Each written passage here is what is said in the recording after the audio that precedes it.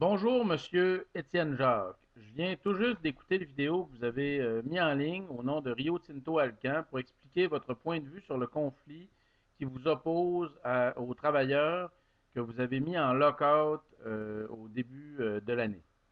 Vous terminez votre vidéo en parlant de votre contrat social envers la région.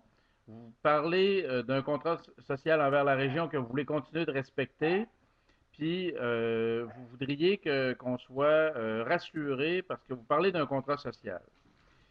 Dans le vidéo où vous nous parlez d'un contrat social, vous nous dites que l'entreprise doit avoir le droit d'utiliser la sous-traitance, puis vous nous dites que l'entreprise doit pouvoir rester concurrentielle avec les entreprises du reste du monde, notamment en utilisant la technologie.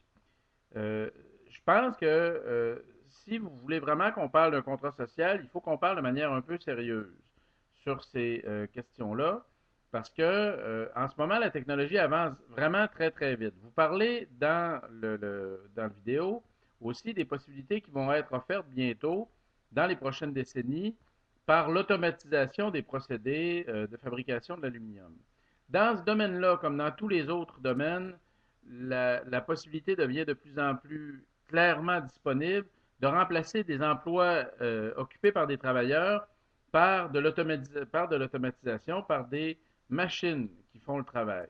En ce moment, quand on surveille un petit peu ces dossiers-là, on voit qu'il se développe en ce moment des robots pour effectuer à peu près toutes les tâches qu'on peut imaginer. On a même déployé en Irak des robots de combat qui allaient faire le travail que des humains ordinairement auraient fait. Euh, dans un contexte comme celui-là, si vous nous demandez de vous donner la permission, avec nos ressources naturelles, de continuer d'opérer une entreprise qui, au nom de la concurrence, devrait avoir pleinement la possibilité de faire entrer autant d'automatisation qu'elle le voudra, ce que vous êtes en train de nous dire, en fait, c'est que on ne devrait pas avoir notre voix au chapitre. Une fois qu'on vous a donné les ressources naturelles, on ne devrait pas avoir notre voix au chapitre pour mesurer le nombre d'emplois que vous allez créer.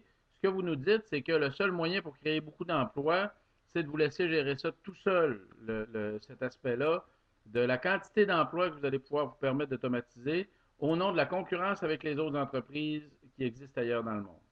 Ben, moi, je ne travaille pas chez Rio Tinto. Moi, je suis un simple citoyen. Moi, je travaille comme professeur au Collège d'Alma, puis je ferai probablement jamais le salaire d'un de vos travailleurs de chez Rio Tinto.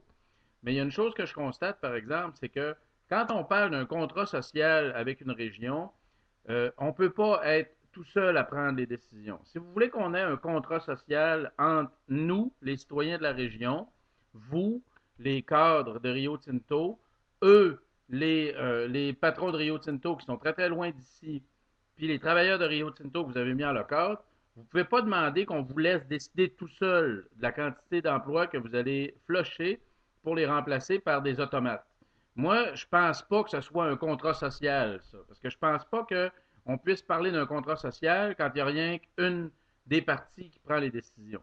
Fait que si c'est ce que vous nous demandez, si vous nous demandez de vous donner un chèque en blanc avec les ressources naturelles de notre région, puis que vous voudriez qu'on vous laisse décider la quantité d'emplois que vous allez créer ultimement avec ces ressources naturelles-là, parce qu'au nom de la concurrence, vous devriez avoir le droit d'automatiser tout ce que vous voudrez automatiser, ben moi, en tant que citoyen, pas en tant que travailleur, en tant que simple citoyen, je considère que ma part du deal n'est pas très intéressante avec ce que vous êtes en train de nous offrir.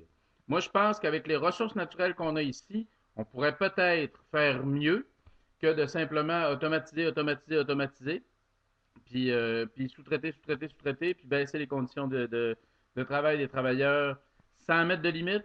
Moi, je pense que peut-être qu'on pourrait faire mieux, puis je pense qu'il va falloir qu'on en discute avec les citoyens, qu'on en discute avec les travailleurs, qu'on en discute avec vous aussi.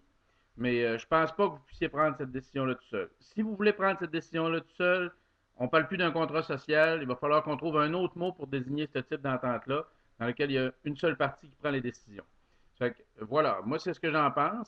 Moi, en tant que citoyen, il me semble que la quantité d'emplois que vous créez avec nos ressources naturelles, on devrait avoir le droit d'en parler avec vous. On devrait avoir le droit de vous donner notre avis là-dessus. Ça ne devrait pas être un contrat social dans lequel vous êtes les seuls à prendre les décisions. C'est ce que j'en pense. Évidemment, chacun a droit à son opinion. Il y aura probablement d'autres citoyens qui vont vous répondre. Je vous souhaite bonne suite dans votre réflexion, M. Jacques, puis j'espère qu'au terme du conflit, vous allez avoir retissé des ponts avec les gens qui travaillent dans votre usine, parce que franchement, pour l'instant, c'est un peu triste de voir ces gens-là être mis à la rue comme ils l'ont été. Puis moi, j'espère que rapidement, ce conflit de travail-là va s'arrêter, puis que la région va pouvoir commencer à travailler ensemble. C'était ce que je voulais vous dire. Merci. Bonne journée.